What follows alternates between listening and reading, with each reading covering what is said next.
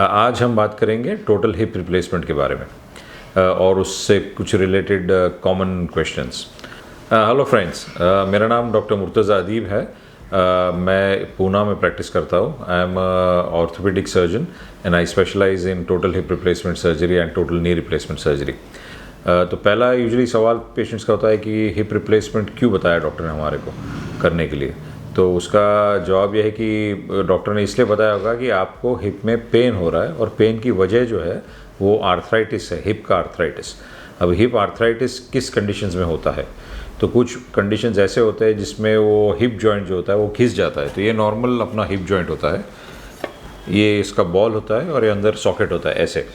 तो ये जो जॉइंट होता है कभी कभी घिस जाता है और उसके घिसने के कारण ब्रॉडली एक होता है, फर्स्ट रीज़न जो होता है संधिवात, यानी अगर आपको कोई संधिवात जैसी बीमारी है जैसे रूमेटॉइड आर्थराइटिस, उसके वजह से वो जॉइंट घिस जाता है, रफ हो जाता है, उसको हिप आर्थराइटिस कहते हैं।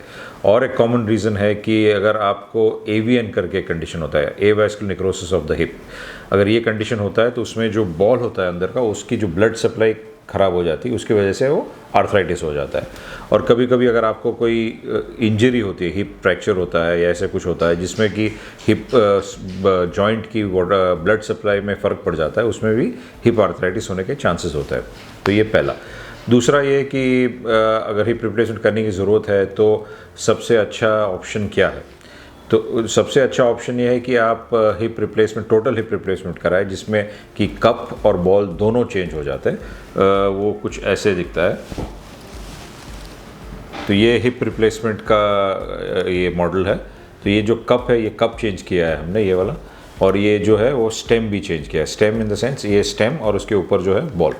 इसमें मेन चीज़ जो होती है हिप रिप्लेसमेंट इम्प्लांट की, ये जो बॉल और सॉकेट है, यानी ये जो बॉल है और ये जो सॉकेट है, इसका जो आर्टिकुलेशन है वो जो काफ़ी इंपॉर्टेंट होता है। तो जो बेस्ट इम्प्लांट अगर आप चूज़ करना चाहते हैं तो बॉल जो होता है वो सिरेमिक का होना चाहिए और अंदर का जो लाइनिंग जो होना चाहिए वो प्लास्टिक का होना चाहिए। इसको सिरेमिक ऑन पॉली इम्प्लांट कहते हैं।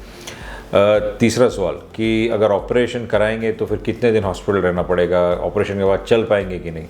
तो यूजुअली हॉस्पिटल स्टे 3 या 4 दिन का होता है ऑपरेशन के बाद, और अगर सब ठीक चलता है तो नेक्स्ट डे से पेशेंट को चलना हम शुरू कर लेते हैं। और लास्ट क्वेश्चन ये होता है कि भाई कौन सी एक्टिविटीज़ हम नहीं कर पाएंगे हिप रिप्लेसमेंट के बाद।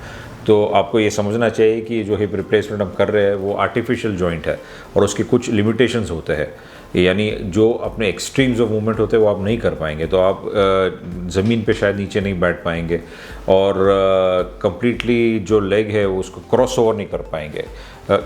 ये जो मूवमेंट्स है इससे हिप डिसलोकेट यानी निकलने के चांसेस होते हैं आर्टिफिशियल हिप के, इसलिए हम कहते हैं कि ये अवॉइड करो। ये जो 2 मूवमेंट होते हैं वो हिप रिप्लेसमेंट सर्जरी के बाद अवॉइड करने चाहिए। Thank you.